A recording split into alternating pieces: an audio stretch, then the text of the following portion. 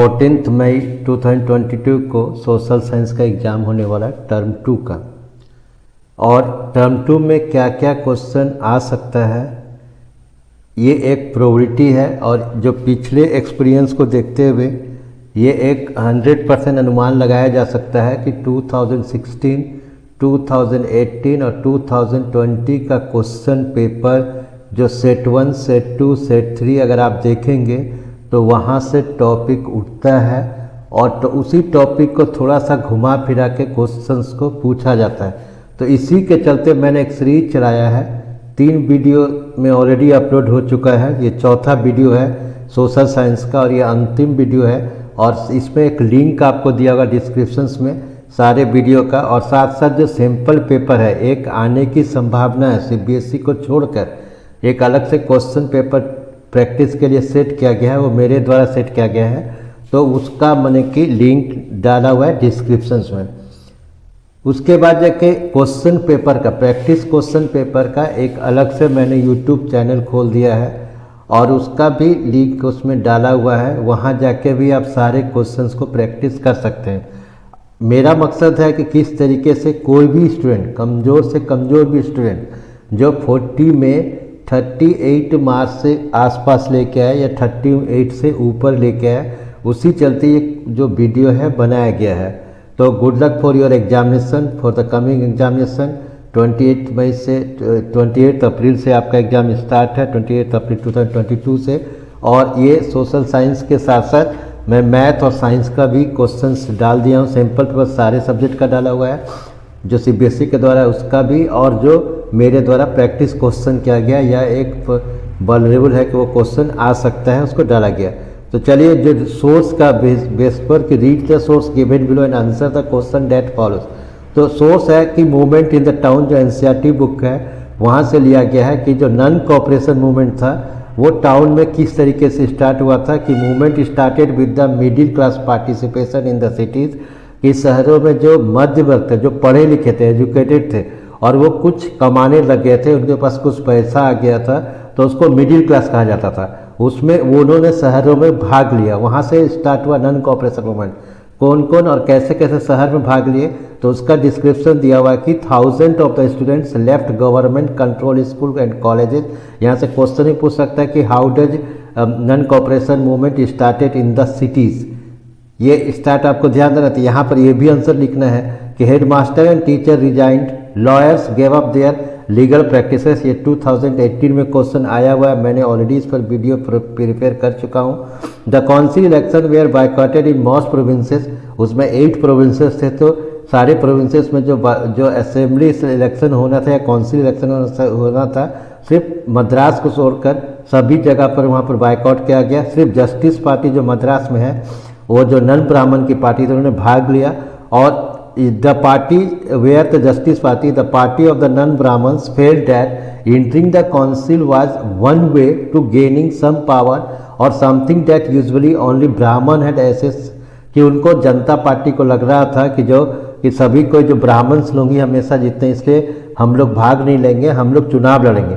तो the effect of the non cooperation on the economic front were more dramatic. यहाँ से भी question उठा था, 2016 में आया था कि नॉन कोऑपरेशन मूवमेंट का जो था उसका क्या प्रभाव या काउजेज इकोनॉमिक फ्रंट पर पड़ा। तो यहाँ पर भी आंसर दिया हुआ कि इसको क्या फ्रंट पड़ा, तो फॉरेन गुड्स वेयर बायकॉटेड, विदेशी जो सामान था उसको बहिष्कार किया गया। लिक्विड शॉप पिकेटेड, शराब की दुकान को लूट लिया गया। And foreign clothes burn in huge bonfire, बड़ा बड़ा एक ढेर लगा लिया गया, वहाँ पे विदेशी कपड़ा को जलाया गया। The import of foreign cloth halved between 1921 to 22, कि 1921 से लेकर 1922 तक जो विदेशी कपड़ा था उसका आयात जो था वो घटकर सीधा आधा हो गया था। Its value dropping from ₹102 crore to ₹57 crore. जो इंपोर्ट होता था 102 करोड़ का, वो सब 57 करोड़ हो गया। In many places merchant and trader refuse to trade in foreign goods और फाइनेंस फॉरेन ट्रेड। ज़्यादातर जगह पर जो व्यापारी थे या जो व्यवसायिक थे वो विदेशी कपड़ा का व्यापार करना बंद कर दिए थे। As the boycott movement spread and people began discarding imported clothes and wearing only Indian ones, so production of Indian textile and handloom went up। तीसरा से जो घरेलू कपड़ा था वो माने कि लोग पहनने लगे, खादी पहनने लगे और हैंडलूम बढ़ने लगा। अब यहाँ से क्वेश्चन जो आया था 2021 में कि explain the role of justice party in boycotting of the council election. तो आप देख रहे हैं कि जस्टिस पार्टी बाइकआउट नहीं किया था, वो इलेक्शन लड़ा था। जस्ट तो वही आंसर इसका जो माने ये जो आंसर दिया हुआ है ये मार्किंग स्कीम है जो टीचर को कॉपी चेक करने मिलता है वहाँ पर। फिर से मैं बता रहा हूँ कि क्वेश्चन पेपर का अलग से मैंने एक चैनल बना दिया है, वहाँ पर आपको जो क्वेश्चन पेपर आने का वहाँ पर है उसका लिंक जो है डिस्क्रिप्शन में डाला गया। तो यहाँ पर जो आंसर दिया गया है Justice Party the party of the non Brahmans felt at entering the council was one way of gaining some power and something usually only Brahman and access to. फिर how was the effect of non cooperation movement on the economic front dramatic. कैसे माने कि जो non cooperation movement है economic front पे एक डरावना हुआ ये घटना था। तो उसमें क्या क्या गया, तो आंसर वही देना है कि foreign goods were boycotted, liquid shop picketed and foreign cloths burned in the huge fire. तो यहाँ पर ये दो क्वेश्चन आप देखें। फिर उसके बाद देखें इसी से रिलेटेड जो तीसरा क्वेश्चन था कि explain the effect of boycott movement on foreign textile trade, कि जो बहिष्कार चल रहा था उसमें कैसे विदेशी ये हुआ। तो देख रहे हैं कि इंपोर्ट घट गया था, import of foreign clothes half, merchant trader refuse to trade in foreign goods and finance trade, Indian textile mills and handloom went up. तो कोई भी एक पॉइंट लिखना था। फिर दूसरा क्वेश्चन जो आया था हर सेट में था, तीनों सेट में था, सेट 1 सेट 2 सेट 3 में, कि efficient means of transport are prerequisite for fast development of the country. ये क्वेश्चन 2016 में भी आया था। Support the statement with example 3 number का आया था।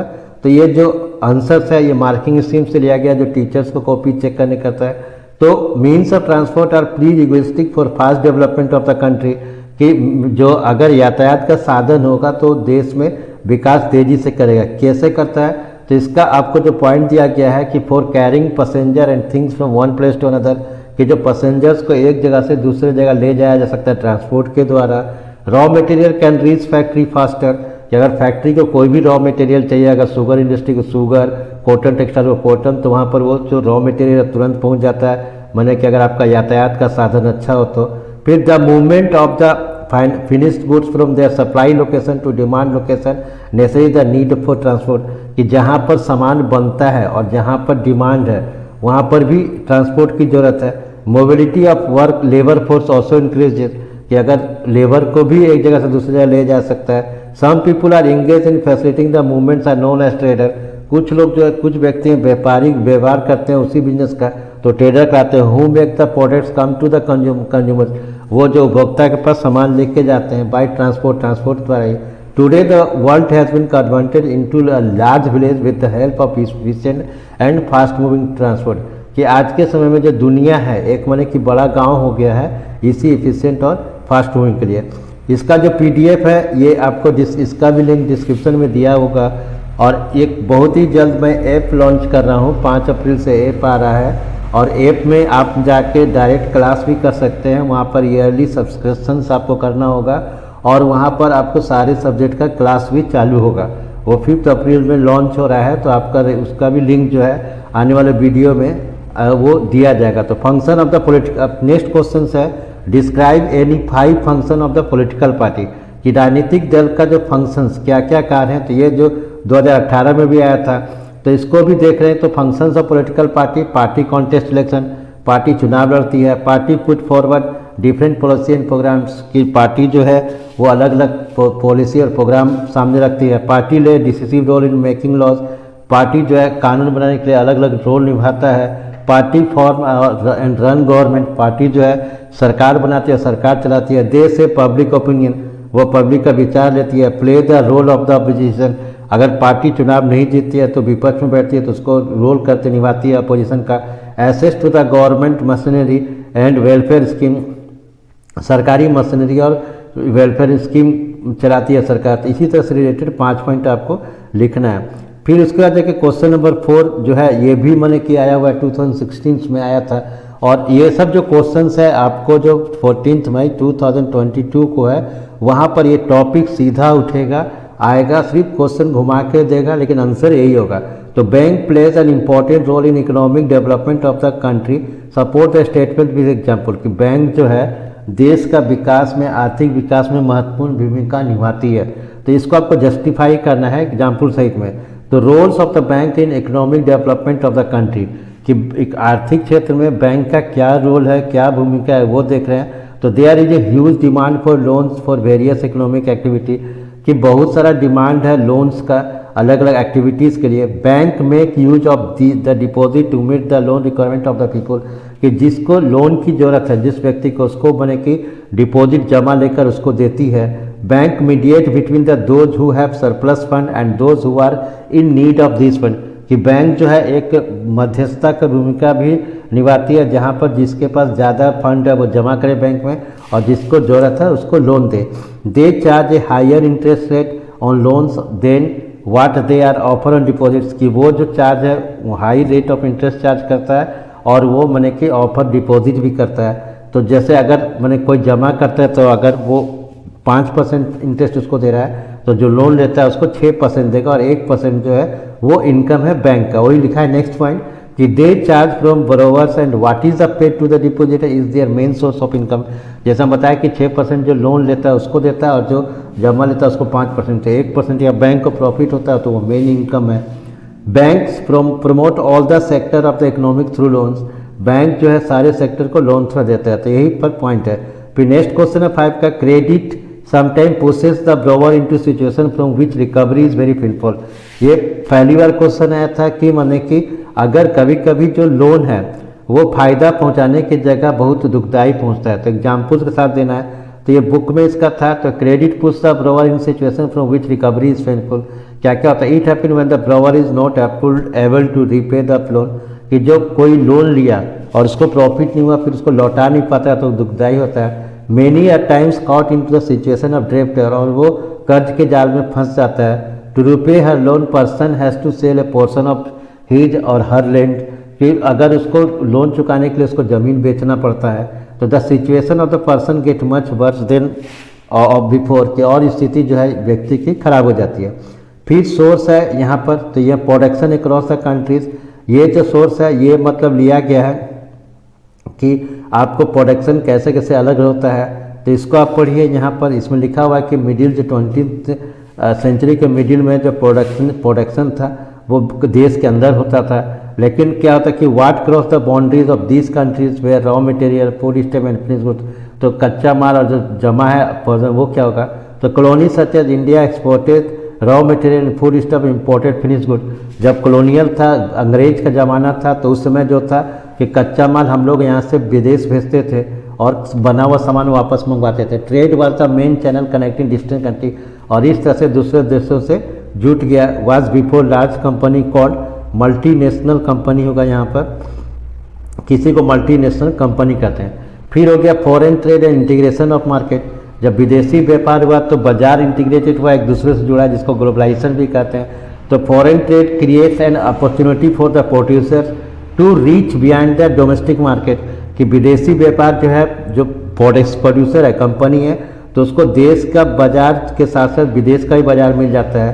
Producers can sell their produce not only in the market located with in the country but can also compete in the market located in other countries of the world, कि producers जो है, जो सामान बनाने वाला होता है, वो देश के बाजार के साथ साथ विदेश में बेचने लगता है। सिमिलरली फॉर द बायर्स, फिर खरीदार को भी अगर देखते हैं जो खरीदने वाला है, तो import of good producing in other countries one way to expanding the choice of goods, अगर विदेश से भी सामान भारत में आता है तो उसका बहुत सारा चॉइस होता है। फिर सोर्स जो है impact of the globalisation in India, यहाँ से क्वेश्चन भी 2018 में आया था कि ग्लोबलाइजेशन का जो भूमंडलीकरण है उसका क्या प्रभाव पड़ा।